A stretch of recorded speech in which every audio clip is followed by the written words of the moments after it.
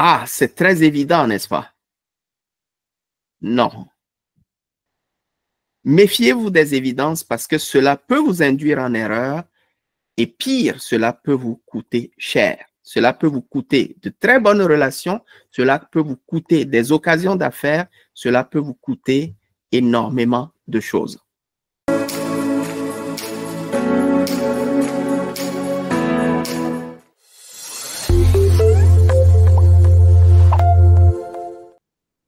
J'avais promis, après l'illustration que je vous ai donnée, que je vous ai faite, de pourquoi il est important de ne pas baser nos décisions sur ce qui paraît évident, mais plutôt d'aller chercher les faits, d'aller fouiller pour comprendre réellement qu'est-ce qui se passe. Ici, je vais vous donner un exemple personnel. Je travaillais avec une jeune dame dans une grande entreprise. Nous étions collègues. Elle s'occupait d'un produit en particulier et moi, je m'occupais d'un autre produit. Elle était très, très gentille. On collaborait parfaitement. Jusqu'au jour où, dans une conversation informelle, elle me dit, Kofi, je sais que toi, tu gagnes beaucoup plus d'argent que moi. Bon,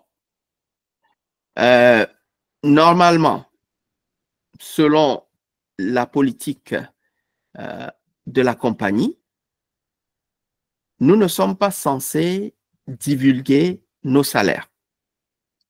Donc, je ne sais pas sur quelle base elle a dit cela et je ne sachant pas non plus combien elle gagnait, et même si je le savais, je ne pouvais pas ni confirmer ni infirmer ce qu'elle a dit.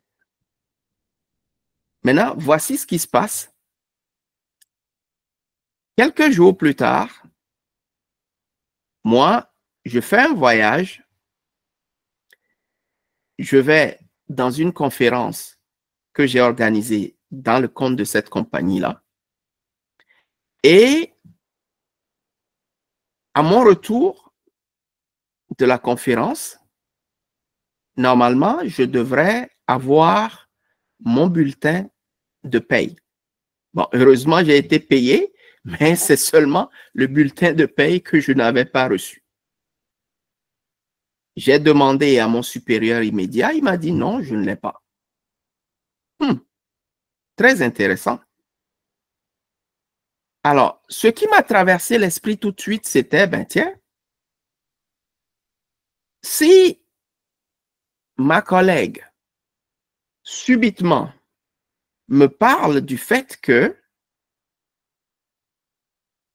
elle gagnait moins d'argent que moi, c'est évident, elle a eu accès à mon bulletin de paye. Sinon, qu'est-ce qui aurait pu lui faire penser que je gagne plus qu'elle? Évident, n'est-ce pas? Ben, la discussion ou la conversation autour du salaire coïncide avec le moment où mon bulletin de paye a disparu et que personne ne sait où cela se trouve. Peut-être que la personne qui a distribué les bulletins de paye, ne sachant pas que j'étais absent, l'a posé sur mon bureau et elle y a eu accès. Et qu'après, peut-être qu'elle l'a détruit pour ne pas laisser de traces. Voyez un peu comment la spéculation, les supputations, l'imagination peut entrer en jeu. D'accord? Entre un événement et un autre qui, évidemment, ouais, de façon très évidente, ont un lien. Alors, est-ce que je l'attaque tout de suite en lui disant, ben tiens, je pense que tu as eu accès à mon bulletin de paye? Ou bien est-ce que je vais en parler à notre supérieur, à nous deux?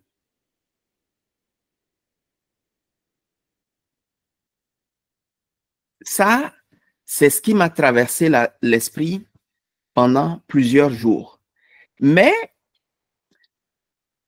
il y avait quelque chose qui me retenait.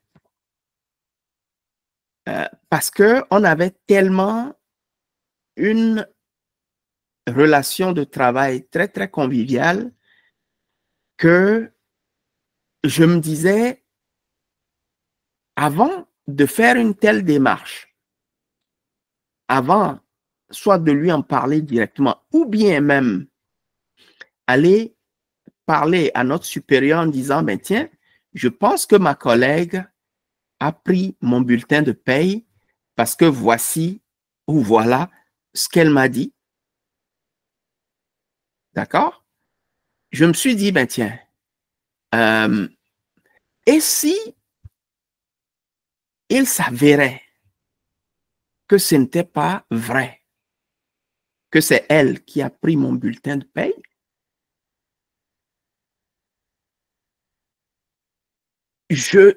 j'aurais ruiné une bonne relation de travail sur la base d'une évidence qui se prouverait finalement être erronée. Cela m'a beaucoup tracassé. Je peux vous le dire, cela m'a beaucoup tracassé.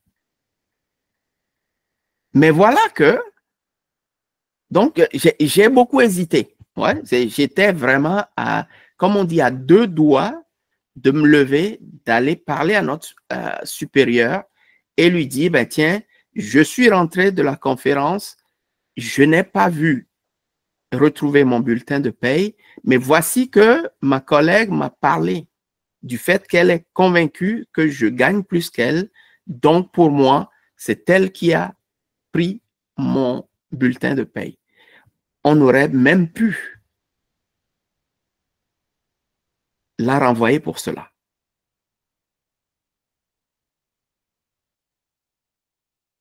Mais je rends grâce à Dieu que j'ai pensé en fait aux conséquences que cela pouvait avoir. S'il s'avérait que, en fait, les faits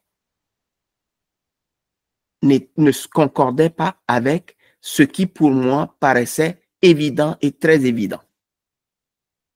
Alors, qu'est-ce qui se passe? Il y avait un autre gestionnaire dans le département qui, pour une raison quelconque, m'a appelé.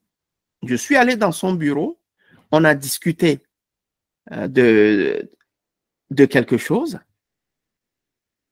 Et puis au moment de repartir, de ressortir de son bureau, il me dit, ah Kofi, pendant ton absence, on a apporté les bulletins de paye et comme tu n'étais pas là, j'ai pris ton bulletin de paye et je l'ai gardé ici dans mon bureau. Il ouvre un tiroir et il me rend mon bulletin de paye. Oh là là, quel soulagement et quelle joie. Et aussi en même temps, la réalisation profonde, oui, de l'erreur monumentale et des conséquences désastreuses que j'aurais pu causer, que j'étais sur le point de causer à n'importe quel moment en accusant une personne innocente d'avoir posé un geste qu'elle n'a pas posé et d'avoir abordé en fait un sujet, ouais, qui n'a rien à voir. Oui, théoriquement, parler du salaire de quelqu'un et un bulletin de paie, il y a un lien. Mais ce que je veux dire, c'est que ce qu'elle a dit, ouais, n'avait aucun lien avec la disparition de mon bulletin de paie. Alors là, j'ai compris une chose. C'est que avant d'accuser quelqu'un, pour quoi que ce soit, assurez-vous à 100% d'en avoir les preuves. Des preuves indéniables. Parce que vous pensez non. Si vous n'avez pas les preuves, jusqu'à preuve du contraire, la personne que vous soupçonnez, les soupçons, n'est pas fautive. Elle n'a rien fait de mal. Votre soupçon ne peut pas servir de base à une culpabilité. La personne n'est pas coupable. Et j'ai compris par cela pourquoi dans les systèmes judiciaires des pays développés, on préfère laisser en liberté un coupable dont la culpabilité n'a pas été établie, plutôt que de courir le risque de culpabiliser un innocent, quelqu'un qui en réalité n'a rien fait. Parce que tant qu'on n'a pas de preuves à conviction, on ne devrait accuser personne de quoi que ce soit. Ce qui paraît évident, mais que nous ne pouvons pas prouver par des faits et des preuves concrètes et tangibles, ne nous permet pas de désigner un coupable pour quoi que ce soit, dans quelles circonstances que ce soit. Je ne sais pas si vous me saisissez. Donc, ça, c'est un autre exemple du fait que nous devons absolument nous méfier de ce qui paraît évident. Et si je veux amener ça sur le plan de la réussite n'est pas basée sur des évidences. La réussite est basée sur des faits et des faits concrets. La réussite n'est pas basée sur de la spéculation. La réussite n'est pas basée sur l'imagination, mais la réussite est basée sur des faits concrets. Un raisonnement concret et juste. Ouais? Un raisonnement concret et juste. Et un raisonnement concret et juste est basé sur des faits réels et non des faits fictifs. Non pas sur des soupçons, non pas sur des intentions, mais sur des faits et des faits réels. Alors, qu'en est-il de vous? Avez-vous déjà vécu une situation similaire où vous avez peut-être accusé quelqu'un ou que vous avez failli accuser quelqu'un, mais qui s'est retrouvé être en fait quelqu'un d'innocent que vous avez accusé à tort ou bien que vous avez soupçonné à tort d'avoir fait quelque chose qu'elle n'a pas fait? Qu'en est-il de vous? Partagez vos expériences dans le commentaire pour enrichir en fait le débat. D'accord? Et je vous donne rendez-vous pour une troisième illustration. Et cette illustration sera en fait dans le domaine des affaires. D'accord? Et je reviens donc dans ma prochaine vidéo pour en parler. Je suis Kofi Sonopon. Ça m'a fait plaisir d'avoir partagé donc cette vidéo avec vous. Je vous demande, si vous avez aimé le contenu, de la liker, de la partager. Et si vous ne l'avez pas encore fait, de vous abonner à ma chaîne pour avoir accès à des vidéos que je vais diffuser ou publier très prochainement. Je vous dis bonne journée et à très bientôt. Au revoir.